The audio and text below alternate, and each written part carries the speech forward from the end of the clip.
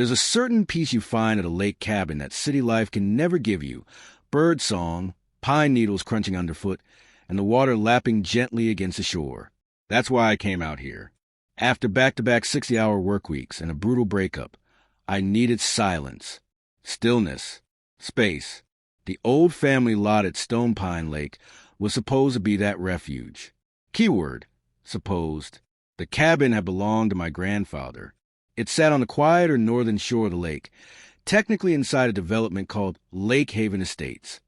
But when he built it 50 years ago, there were no gates, no dues, no HOA bylaws choking the life out of land. Back then, a man could fish off his porch if he wanted to. No one would cite you for unauthorized wildlife interaction or outdoor structural deviations. Now, apparently, everything needed a permit, including the dirt under your feet. I rolled up in my beat-up Tacoma, ready to disconnect. I brought no Wi-Fi, no laptop, no agenda, just a tent, some MREs, and a dusty old journal I hadn't touched in years. The cabin was in disrepair. Fine by me. I figured I'd pitch my tent by the shore and start fixing the place up one board at a time. That's when I met her. Her name was Carol Linton, but the entire lake knew her as Karen. The first sign was her voice, sharp, shrill, and echoing across the water before I ever saw her. I was staking down the last corner of my tent when she pulled up in her golf cart, tires crunching over gravel like she owned the ground. Her oversized sunglasses made her look like a praying mantis. If a mantis wore a sun hat and wielded a clipboard like a sword. "You can't camp here," she snapped before even introducing herself. I blinked. "Excuse me. This is Lake Haven HOA property. No tents allowed. Bylaw 6.3.1. Temporary structures must be pre-approved by the board. You'll have to take that down." I straightened up, brushing dirt off my jeans. "Ma'am, this is private land. My grandfather, Frank Grayson, owned this cabin. Deeded it back in 1974. I'm not under HOA jurisdiction." She scoffed. "Everything in Lake Haven is under our purview. Didn't you see the sign at the gate? I came in by the forest road, and my cabin predates the HOA." Her lips thinned. "Then I'll have to involve enforcement. You're setting a precedent." She turned away and pulled out her phone. I watched her as she dialed, half expecting her to fake it. But nope, she made the real call. 911. Over a tent. "Yes, I'd like to report a trespasser on HOA managed land. He's refusing to remove an illegal structure, possibly armed." My blood ran cold. "What? Are you serious?" She turned back with a plastic smile. "Better safe than sorry. Some people can be unpredictable." Within 20 minutes, a sheriff's cruiser came rumbling down the slope. Deputy Langston, young guy, barely out of the academy, stepped out looking already tired. "Sir, we got a report of unauthorized activity on HOA land. Mind showing me some ID?" I handed it over and explained everything. My family's history, the deed, the lack of HOA signatures on any of the original paperwork. Langston nodded, clearly annoyed that he'd been dragged into a turf war over a nylon tent. "Technically, if your lot predates annexation into the HOA and you've never signed a membership contract, they don't have enforcement power over you," he said, loud enough for Karen to hear. She didn't flinch. "He's still violating the aesthetic standards of the community. That tent is an eyesore." Langston gave her a look that could wilt steel. "Ma'am, a tent isn't a crime. Let's not abuse emergency services." Karen drove off without another word, her golf cart whining as it climbed the ridge. I thought that was the end of it. It wasn't. By dawn the next morning, the tent was gone. Not collapsed. Not blown away. Just gone. In its place, a small plastic stake jabbed into the soil like a flag of conquest, bearing a laminated sign that fluttered in the breeze. Notice of removal. Unauthorized temporary structure extracted per Lake Haven HOA bylaws 6.3.1 and 9.2. Repeat infractions may trigger formal proceedings, fines, or lien placement. I stood there in disbelief, the dew soaking through my socks, my hands clenched at my sides. The sheer gall of it. Someone had entered private property, stolen my possessions, and left me a warning like I was a tenant out of line. And I knew exactly who was behind it. Curran. It wasn't just personal now. It was a power play. She didn't care about tents or bylaws. She cared about control, about maintaining the polished, hollow illusion of order in her precious HOA. And I was a splinter in her tidy world, one she intended to dig out. I walked up the cabin, unlocked the rusty door, and stepped inside. Cobwebs clung to the beams. The air smelled of pine dust and old varnish.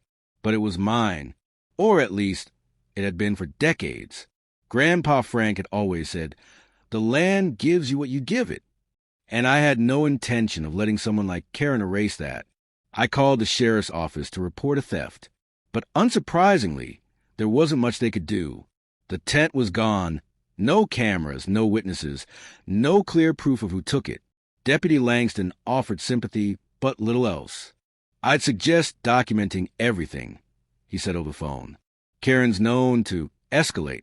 Keep a paper trail." That afternoon, I took his advice. I dug through the old cabin's file box, the one Grandpa had labeled property important. Inside were yellowed blueprints, land surveys, tax receipts, and, most critically, a signed and notarized deed dated 1974, with no mention of any association agreement. I scanned everything, saved backups, even emailed copies to myself. Then I walked over Karen's pristine lakefront home and knocked on her door. She answered in a linen blouse and pearls, her lips tight, her expression rehearsed. "Yes." "You took my tent." "I don't know what you're referring to." "Don't lie to me. It's theft. You cross a line." She raised an eyebrow. I acted in defense of community standards. "You, on the other hand, are trespassing again on a residential lot governed by covenants. It's not theft, it's enforcement." I handed her a copy of the deed. "This land isn't yours. It was never part of the HOA. I confirmed it with the county clerk." She barely looked at the paper. "Then file your protest with the board. We'll review it at our next session." "When's that?" "Next month." I almost laughed. "Next month? You've already broken the law, and I'm supposed to wait for a committee of clipboard tyrants to validate my property rights?" She didn't blink. "Anger doesn't change the rules, and your presence is disturbing the peace. If you don't vacate, we'll escalate this to code enforcement." I stepped closer, just enough to speak quietly. "You don't scare me, Karen. I'm not some vacationer you can bully." She stared back with glassy calm. "You should read the clause about hostile behavior toward HOA representatives. It carries heavy penalties." I left before I did something regrettable. That night, I stayed in the cabin. No tent, no fire, just a flashlight and the sound of loons on the lake. And sometime around midnight, I heard the soft crunch of footsteps outside. I moved to the window, careful not to cast a shadow. There, near the shoreline, was the glint of phone screen, and a silhouette I'd seen before. Karen. She stood there like a sentry, taking photos, making notes, surveying her imaginary kingdom. I took my own photo from inside. The next day, I filed a formal complaint with the sheriff, the county land office, and the state attorney general's website. I made it very clear that I was being harassed by a private entity with no legal claim to my land. I attached every scan, every deed, every timestamp photo I had. I even posted some on a local Facebook group titled HOA Horror Stories. And that's when the messages started rolling in. Dozens of them. She did the same thing to my nephew, had his dock torn out without notice. Karen tried to find me for planting daisies that weren't in the approved floral palette. She literally reported my husband for chopping firewood too loudly. Karen wasn't just a petty tyrant. She was a habitual abuser of power. By day 3, the entire lake community was buzzing. Most stayed quiet, afraid of fines or retribution. But a few brave souls reached out. One of them was an elderly man named Bill Harper. He invited me over for coffee and whispered like we were plotting revolution. "Did you know she got the HOA president removed last year? Had the poor guy ousted over a fence that was 2 inches too tall." "How?" I asked. "Technicality and intimidation. She's connected. Got a friend in the mayor's office. Rumor is she's angling for a political favor." "What kind?" Bill glanced over his shoulder, before speaking.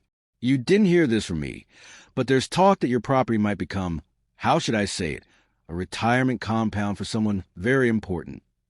I frowned. Like who? Bill leaned in. The governor. I blinked. He nodded slowly. The governor's been looking for a quiet spot out here. Wants to build a private retreat before next election. Karen's been laying groundwork. Bullying out the independents. Consolidating control. Your land sits smack in the middle of the plan. My blood chilled. This wasn't just about a tent anymore. It was about leverage, money, influence. Karen was clearing the board for a high-stakes political handoff, and I was in her way. That night, I returned to my cabin with a fire in my gut. I nailed a sign into the ground by the shoreline, right where Karen loved to patrol. It read, "Private property, under legal protection. Tampering will be prosecuted." But I knew she'd test it. People like Karen always do. It started with the water. I turned the tap one morning, and nothing came out. Not a drip, just a deep, wheezing groan from the pipes. I walked the property and found the source. My water line, once buried beneath decades of soil, had been dug up, not by accident. The dirt was cleanly sliced, the pipe itself hacked in half, left exposed like a corpse on a slab. Zip ties and a chunk of cinder block pinned a note to the ground. Unpermitted utility line. Removed per HOA mandate 11.4. The audacity stunned me. No warning. No paperwork. Just destruction. And I knew this was war. I stormed back inside, powered up the generator, and called the sheriff. Deputy Langston was out on rotation, so I got someone new, Deputy Sloan. Older, slower, and far more cautious. You're saying they trespassed and cut your utilities? Yes. And you have no cameras? No, but I've got photos. Footprints. A stake with a notice in Karen Linton's handwriting. You want DNA? I'll scrape the damn dirt. He sighed. Sir, without eyewitness testimony or clear video, this is a civil issue. You'll need to bring it to small claims or file for an injunction. I'm not waiting 6 months for a courtroom to tell me I own what's already mine. I understand, but escalation won't help. Escalation. That was Karen's entire game. Push just far enough to stay legal. Harass without fingerprints. Ruin your peace with red tape and plausible deniability. But she miscalculated something crucial. I wasn't a retiree with a golf cart and a fear of paperwork. I was a combat vet, an engineer, and I didn't back down from bullies. By noon, I'd posted the water pipe photos on every HOA forum, local subreddit, and community Facebook group I could find. I tagged local journalists. One of them bit. HOA horror. Veterans cabin vandalized in alleged land dispute. The article went up that evening, complete with photos of the severed pipe, Karen's laminated stake, and a quote from me that lit a fire online. They don't want beauty. They want control. I serve my country. Now I have to fight for my own backyard. Overnight, the story blew up. Comments poured in. This is why HOAs are disease. Go get M, Frank's grandson. We're with you. Karen needs to be sued into oblivion. But not everyone was supportive. The next day, I returned from a supply run to find the sheriff waiting. Sloan again. Mr. Grayson, I need to speak with you about a complaint. What now? He handed me a printed form. Noise violation. Threatening conduct. Karen says you threatened her with violence. Said you've been brandishing tools aggressively and making statements about standing your ground. I laughed. I've got a wrench and a crowbar. I'm repairing a cabin. Want to check my tool belt. Sloan didn't smile. I'm just doing my job, sir. She's weaponizing the system. She wants to bait me into doing something stupid. And you haven't, have you? I met his gaze. Not yet. He took his time writing up the incident. No charges, just documentation. Another layer in the paper war. After he left, I sat on the porch and tried to breathe. That's when I heard the footsteps. Not from the path, from the woods. I rose, cautious, not afraid, ready. The underbrush rustled, and a man emerged. Mid-40s, tan slacks, button-down shirt, silver watch. Polished, confident, Mr. Grayson? Who's asking? He extended a card. Peter Vance. Office of the Governor. I stared at it, then back at him. You're kidding. I'm not. I saw the article. I'm here off record. We need to talk. I gestured him up onto the porch. He sat opposite me, folded his hands, and said it plainly. Karen Linton overstepped. You become a problem. Not for her, but for the governor. I said nothing. Peter continued. He had his eye on this stretch of shoreline. Quiet place. Good for optics. Low-key retreat. Karen promised she'd have it clear and compliant within the year. But your article, it complicates things. So let me guess. You're here to buy me out. No, he said. I'm here to tell you something important. She's done this before. You're not her first target. But you're the first one who went public. That's leverage. I narrowed my eyes. What do you want from me? A ceasefire for now. Let things cool. I'll talk to the governor. You keep the heat up in the media. And when the board tries to pull another stunt, you call me. I'll make sure the right people see it. I studied him. Sharp, strategic, political. I didn't trust him, but I understood him. Why help me? He smirked. Because I hate amateurs who make professionals look bad. Karen's not a public servant. She's a wannabe despot, and you've made her look like a fool. He stood. I'll be in touch. After he left, I stared out over the lake. Calm water, distant birds. But beneath the stillness, war rippled. Only now I wasn't alone. And Karen had no idea the storm that was coming. The next few days were a blur of fire department reports, police statements, and media interviews. The boathouse fire was officially ruled as arson, and while the investigation was ongoing, I knew who was behind it. Karen had taken it one step too far. But it wasn't just a fire that had me rattled. It was a sense of impending doom. The feeling that every step I took, every move I made, was being watched by someone who could turn the screws tighter at any moment. I knew I had to act fast. This couldn't drag on. Tara's investigation had done the heavy lifting. The story had gone viral, and the media was relentless. But I needed more than headlines. I needed leverage. A smoking gun. A final piece of evidence that would crush Karen's twisted empire and put her in a position where she could no longer hurt anyone. It came in the form of a tip from Bill Harper. Found something you might want to see, he said, his voice shaking over the phone. I think it's a list of off-the-record transactions. Karen's been pushing some land deals under the table. Could be tied to the governor's office, too. Bill was one of the quiet ones, a man who'd been bullied by Karen for years, but had never spoken up. Until now, he'd stumbled across an old filing cabinet in a storage shed behind his house, the same shed Karen had once threatened to have torn down for being too unsightly. Inside, among stacks of outdated paperwork, was a file marked Lake Haven Confidential. The documents were a list of transactions, some legitimate, others suspiciously vague, but all linked to one thing: Karen's control of the land around Stone Pine Lake. Each name was associated with a dollar amount, an exchange of property, or a signed agreement. It was all connected, but one line stood out. Governor's secret retreat. Preliminary agreement signed. Terms to be finalized by Karen Linton. I took a breath. This was it. The proof that Karen had been plotting this for months and had tied the governor's office into her corrupt web. I made copies of the documents and sent them directly to Tara. This is the final nail. I said, get it to the press. All of it. That night, Tara published the explosive report. She connected the dots. Karen had been leveraging her position within the HOA to manipulate land deals, including those tied to the governor's future retreat. And it wasn't just the governor's involvement that was shocking. It was the way Karen had used public resources for private gain, violating not just HOA guidelines but state ethics laws. The article hit the web like a bomb. Within hours, the media frenzy exploded. News outlets nationwide picked it up. The governor's office issued a terse statement denying involvement, but the damage had been done. Public pressure mounted, and a full investigation was launched into Karen's dealings. And then on the fourth day came the call. Mr. Grayson?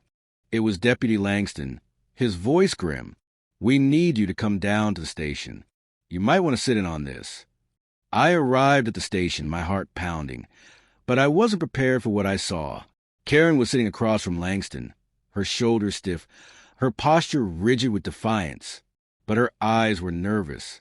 The arrogance that had once radiated from her had evaporated, replaced by the cold fear of someone who had lost control. Langston nodded toward me. "I need you to hear this, Mr. Grayson. Karen, would you like to explain to Mr. Grayson what happened to his cabin's water line?" She didn't speak at first. She didn't even look at me. But then Langston pressed. "We've got the records from the fire department. Arson. The pipe sabotage was traced back to a contractor that Karen hired, who, by the way, had been paid under the table." Karen's face turned pale. Her lips trembled. "You set the fire, Karen.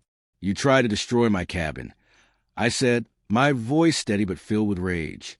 "You've been trying to force me off this land for months, all because you thought you could make a deal with the governor. You thought your power would protect you." Langston spoke again, this time with finality. "We've been monitoring the property deals. Karen, there's enough here to charge you with fraud, extortion, and conspiracy." Her mouth opened, but no words came out. I leaned forward. "You thought you could win because you had the right connections. But now it's over. You've destroyed your own life in the process." Her eyes flicked to Langston, then back to me. Her voice broke the silence. "You think you've won? This isn't over. I still have people." I shook my head. "Not anymore. You got nothing left." Langston stood up, his tone now decisive.